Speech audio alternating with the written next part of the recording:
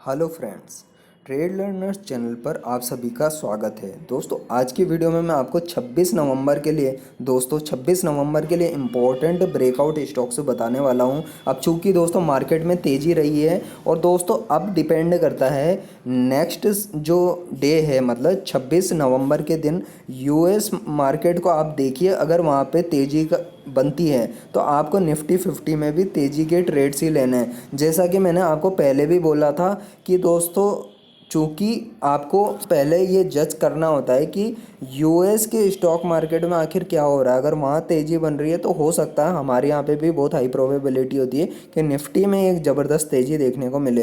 हालांकि दोस्तों ये निफ्टी बैंक जो है थोड़ा सा करेक्टेड दिख रहा है। तो आज जो है मार्केट को सपोर्ट किसने दिया? आज अकेले रिलायंस ने दोस्तों सपोर्ट दिया मार्केट को। 6% से भागा है, जो कि एक्सेप्शनली तेज़ी देखी गई है। अब ऐसा क्यों हुआ, इससे पता चलता है दोस्तों, मैं आपको ये बताना चाहता हूँ कि जो इस मार्केट को रूल करते हैं, जो मार्केट जिन लोगों की वजह से चल रहा है, वो जो भी ऑपरेटर मानो या जिसको भी मानो, वो नहीं चाहता कि रिलायंस का स्टॉक जो है ज़्यादा गिरावट आए। तो रिलायंस के स्टॉक को दोस्तों इवन इसके 200 डे के मूविंग एवरेज तक भी नहीं आने दिया गया। उससे पहले ही इस पे 100 डे के मूविंग एवरेज पे ही बाइंग आई और ज़बरदस्त बाइंग आई है। ठीक है, इसको मैं एक्सपेक्ट कर रहा था कि ये यहाँ तक आएगा, तब जो है एक अच्छी बाइंग अपॉर्चुनिटी बनती है रिलायंस के स्टॉक में। लेकिन देखिए दोस्तों, मार्केट अपने हिसाब से चलता है, मार्केट हमारे किसी के सोचने से नहीं होता है। ठीक है, तो दोस्तों यहाँ पे देखिए बैंकिंग में देखिए दोस्तों, एचडीएफसी बैंक है उसमें तेज़ी आई है। ठीक है, अब देखिए जबकि आईसीआईसीआई बैंक के अच्छे नतीजों के बाद भी 1.2% से करेक्ट हुआ है। तो देखिए दोस्तों मार्केट में पूरी बैलेंसिंग होती है, ये मैंने पहले भी बताया है। और हिंदुस्तान यूनिलीवर जो कि शानदार स्टॉक है इंडिया का, उसको ज़बरदस्ती 1% से तोड़ा जा रहा है। तो ये क्या है ना दोस्तों, बॉटम है दोस्तों हिंदुस्तान यूनिलीवर का। आप ध्यान रखिएगा, अगर किसी को लंबे टाइम तक होल्ड करने की कैपेसिटी है 15 से 20% रिटर्न के लिए, तो हिंदुस्तान यूनिलीवर ऐसे पॉइंट्स पर बाई करना चाहिए। ये मेरा खुद का दोस्तों एक अंदाज़ा है दोस्तों। ऐसा क्यों कह रहा हूँ मैं, क्योंकि दोस्तों सालों से हिंदुस्तान यूनिलीवर का जो चार्ट पैटर्न रहा है वो ऐसे पॉइंट्स पर बाइंग का रहता है। ठीक है, ऐसी जगहों पे से बाइंग करनी चाहिए 15-20% रिटर्न के लिए। अभी चूंकि मैं ब्रेकआउट स्टॉक्स के लिए बात कर रहा हूँ दोस्तों, तो मैं आपको जो है, एक तो आज जो है निफ्टी और बैंक निफ्टी के ऊपर मैं कोई ऑप्शन ट्रेड नहीं दूंगा। उसके पीछे रीज़न है दोस्तों, मार्केट बहुत ज़्यादा वोलेटाइल है और यहाँ से जो है नेक्स्ट एक्सपायरी का जो भी ट्रेड होगा उसकी वीडियो दोस्तों मैं आपको नेक्स्ट जो भी है कल का सेशन देखने के बाद में प्रोवाइड करूँगा कि कल मार्केट में किस तरीके का रुख रहता है और उसके अलावा यूएसए के मार्केट में क्या हलचल होती है। उसके बेसिस पे दोस्तों उसके बाद में मैं वीडियो बनाऊँगा और नेक्स्ट वीक के लिए जो है ट्रेड्स प्रोवाइड करूँगा। और आप उस पर जो है व्यूज़ को देखना, वीकली एक्सपायरी के लिए भी और इंट्राडे बेसिस पे भी निफ्टी और बैंक निफ्टी पे। अभी देखिए दोस्तों, अब क्या करना है आपको, मार्केट में तेज़ी है, मैंने जैसा बोला था लॉरस लैब्स पे ज़बरदस्त तेज़ी बन सकती है। तो देखिए दोस्तों लॉरस लैब्स का शेयर जो है नीचे से कितना परसेंट आज भागा है, तो देखिए 6%, 6.5% से भागा ये स्टॉक। ठीक है, तो आपको जो है इस तरीके से सही स्टॉक्स पिक करने होते हैं।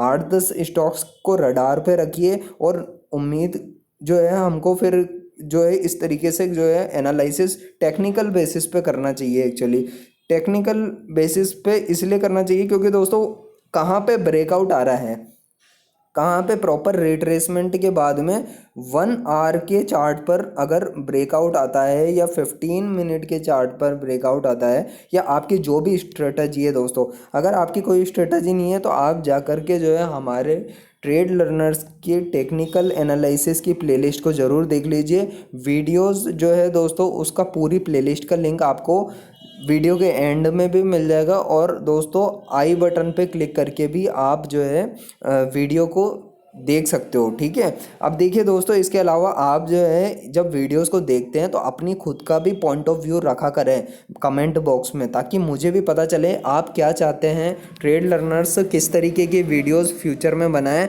और दोस्तों किस तरीके की जो है आपका क्या पॉइंट ऑफ व्यू रहता है मार्केट को लेकर के, उसको रेगुलर लिखा करें ताकि हम उस चीज़ को भी मेंशन करेंगे। और दोस्तों आगे भविष्य में जो वीडियोस बनेंगी उसमें दोस्तों आप लोगों का भी पार्टिसिपेशन पार्टिसिपेशन हो, ये हमारी कोशिश रहेगी। देखिए दोस्तों, ग्रीव्स कॉटन का स्टॉक जो है इसको लगातार रडार पे रखिए, क्योंकि इसमें कभी भी ब्रेकआउट बड़े आ सकते हैं, ठीक है, बड़े मूवमेंट आ सकते हैं, ठीक है।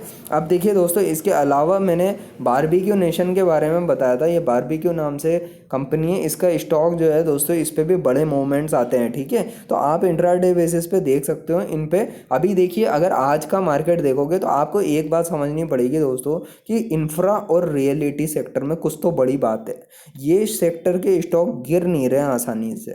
और दोस्तों, आईटी के सेक्टर को भी गिरने नहीं दिया जा रहा है, इसलिए बैंकिंग की बास्केट को वीक किया जा रहा है, ठीक है। तो इस तरीके से आपको थोड़ा सा समझना है। और फिर जब हम निफ्टी बैंक के अंदर जाते हैं तो निफ्टी बैंक में भी कई सारे बैंकिंग के स्टॉक्स हैं, तो इसके पीछे भी लॉजिक होता है। देखिए लॉजिक क्या है, अब आज ऐसा लॉजिक आपको सोचना था कि एचडीएफसी बैंक तो पॉजिटिव रहा है, ठीक है, 0.5% से बड़ा है। और साथ में अगर आप देखो तो एक्सिस बैंक में वीकनेस अभी भी जारी है, ठीक है, वीकनेस अभी भी जारी है। और अगर आप देखोगे कोटक बैंक में दिखाना चाह रहा हूँ दोस्तों, कोटक बैंक का स्टॉक दिख नहीं रहा है मेरे को, मैं एक मिनट कोटक बैंक बताता हूँ आपको।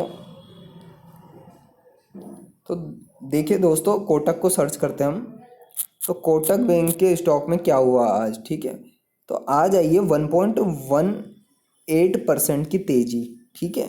तो दोस्तों, इन सब चीज़ों को नोट करना चाहिए आपको कि इसमें तेज़ी क्यों आई, इसमें गिरावट क्यों आई, कैसे ये जो है निफ्टी बैंक को बैलेंस कर रहे हैं, और किस तरह से जो है निफ्टी को मैनेज किया जाता है। किसी सेक्टर को बढ़ाते हैं, किसी को गिराते हैं, इस तरीके से निफ्टी की बैलेंसिंग होती है। और उस हिसाब से जो है ऑप्शन जो राइटर्स होते हैं वो गेम प्ले करते हैं दोस्तों निफ्टी 50 पे एक्सपायरी डेज पर, एक्सपायरी पर ही नहीं दोस्तों, इवन पूरे वीकली और मंथली पर भी जो है निफ्टी पर जो है कॉल राइटर्स और पुट राइटर्स का बड़ा रोल होता है। इतनी आसानी से निफ्टी 50 न तो नीचे गिरता है, न ही इतनी आसानी से बहुत ज़्यादा एक्सेप्शनल तेज़ी आती है निफ्टी 50 में, ठीक है। तो आपको इन सब चीज़ों को ट्रैक करना चाहिए, ठीक है।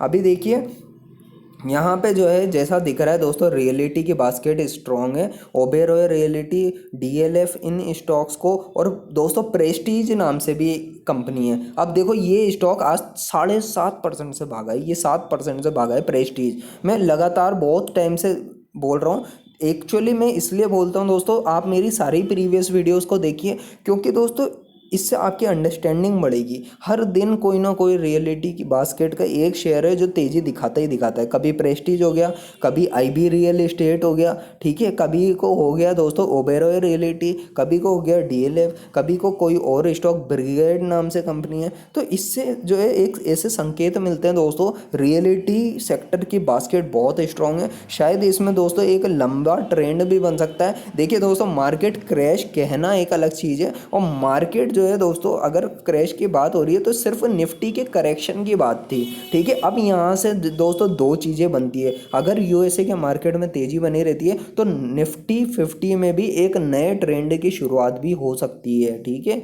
सिर्फ इन्फ्लेशन की वजह से जो इतनी सी मंदी आई दोस्तों, देखिए ये छोटी मंदी नहीं है, ये अगर आप 18,600 से यहाँ तक ट्रैक कर रहे हो हमारी वीडियोज़ को, तो दोस्तों बेरिश व्यू रखने के पीछे बहुत सारे लॉजिक्स थे, ठीक है। और दोस्तों मैंने जितनी भी चीज़ें बताई हैं यहाँ पे मार्केट से रिलेटेड, वो दोस्तों इसी पर्पज़ से होती है कि हमारा जो एनालिसिस है वो कितना स्ट्रांग होता है, और हम जो ट्रेड लर्नर्स के थ्रू फाइनेंशियली फ्रीडम के पाथ पर लोगों को आगे बढ़ाना चाहते हैं, वो जो है लोगों तक कितनी अच्छे से एजुकेशनल कंटेंट पहुंच पा रहा है। तो एजुकेशन के पॉइंट ऑफ व्यू से ज़्यादा देखिए दोस्तों, यहाँ पे ये कोई आप उस तरीके से ना सोचे कि आपको जो है कोई चीट फंड टाइप से स्कीम मिल गई, ठीक है, आपको कोई ऐसा मिल गया तरीका कि रोज़ के रोज़ पैसे बनेंगे, नहीं भाई। मेरे ये जो रिकमेंडेशन होती है जितनी, उसमें से सारे स्टॉक से नहीं चलते, ये मुझे भी पता है, ये आपको भी पता है अगर आप ट्रैक कर रहे हो रेगुलरली। लेकिन दोस्तों जो नॉलेज मिलती है, जो एजुकेशन है यहाँ पे, वो आपको ले दे करके वही आपको रियल ट्रेडर बनाएगी, ठीक है। अब देखिए दोस्तों, यहाँ पे इसके अलावा अगर मैं कुछ और स्टॉक्स बताऊँ आपको, तो देखिए मैंने आपको त्रिवेणी करके भी बोला था, एक कंपनी है त्रिवेणी ट्यूब टरबाइन, ठीक है। तो आप जो है दोस्तों इनके ऊपर नज़र रखो, ठीक है। लगातार ब्रेकआउट आएगा। ग्रीव्स कॉटन भी बताई मैंने। ये नवीन फ्लोरिन पे भी एक नज़र रखो दोस्तों, इसमें जो है नीचे से तेज़ी बनी है और मैं उम्मीद करता हूँ बड़ी तेज़ी और देखने को हमको भविष्य में मिलेगी, ठीक है। इसके अलावा दोस्तों ये एक स्टॉक ढूंढा था दोस्तों मैंने, अरिहंत। अब देखिए दोस्तों क्या होता है ब्रेकआउट। अब ये देखो, ये जो है प्रॉपर कंसोलिडेशन हो जाने के बाद में एक तेजी का ब्रेकआउट आया है। कल को हो सकता है ये बहुत बड़े ब्रेकआउट में कन्वर्ट हो जाए, ठीक है। तो ये क्या है कि पहले ही नज़र रखनी पड़ती है, तब जाके पता चलता है कि भाई स्टॉक में बड़े ब्रेकआउट्स किस में आ सकते हैं, ठीक है। तो आप जो है वहाँ पे 1 से 2% का रिटर्न निकाल पाओ, और ये आपको मार्केट आवर्स में अपनी टेक्निकल स्किल्स का यूज़ करके ही करना पड़ता है। एक और स्टॉक ढूंढा था दोस्तों, एजिस केमिकल है या एजिस नाम से, लॉजिस्टिक नाम है वैसे कंपनी का।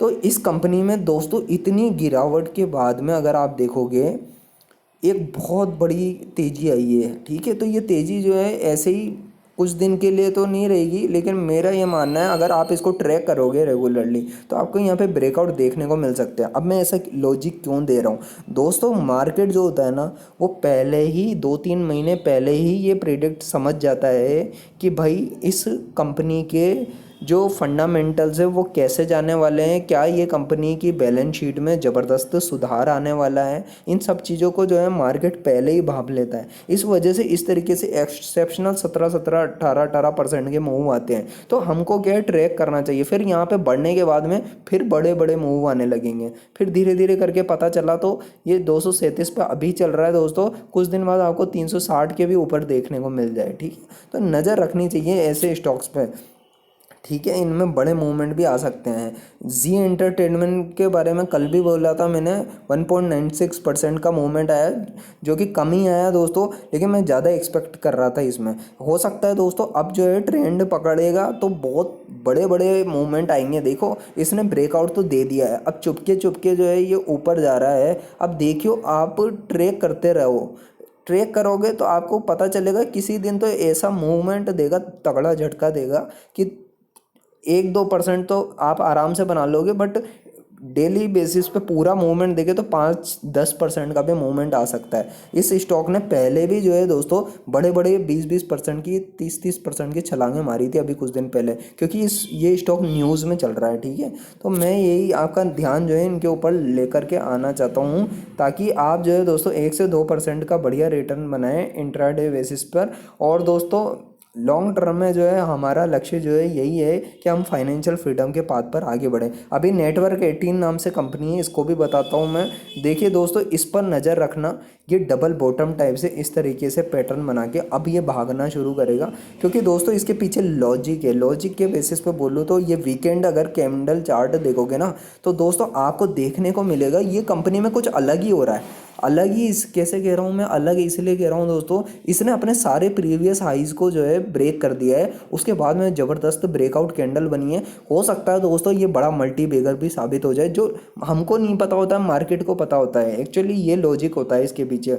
अभी ये जो है ना यहाँ पे ब्रेकआउट आया ना वीकली कैंडल पे, अब ये हो सकता है तेज़ी से भागने लगे और बड़े मूवमेंट भी आए, ठीक है। तो ये मैं आपको कई चीज़ें बता दी मार्केट में, दूर के व्यूज़ भी वाले स्टॉक्स भी बताए दोस्तों, इंट्रा डे के भी स्टॉक्स बताए। इन पे क्या है कि रेगुलर क्या होता है, जो स्टॉक चलने होता है ना उन्हीं पे बार बार क्या होता है ब्रेकआउट्स आते रहते हैं, तो वो रडार पे रहते हैं, तो फिर हमारी नज़र में रहने चाहिए। और नज़र में रहते हैं तो हम आसानी से फिर ट्रैक कर पाते हैं कि हमको किस पे ट्रेड लेना है। तो उम्मीद करता हूँ दोस्तों ये वीडियो हेल्पफुल होगी, और कमेंट करा करिए दोस्तों, वीडियो को लाइक ज़रूर करा करें अगर कुछ लर्निंग मिली है, और शेयर करें दोस्तों दूसरे लोगों के साथ भी, ताकि ज़्यादा से ज़्यादा लोगों को ट्रेड लर्नर्स के इस इनिशिएटिव का फ़ायदा मिल सके। तो दोस्तों वीडियो के साथ अगर आप एंड तक बने रहे तो उसके लिए बहुत बहुत धन्यवाद।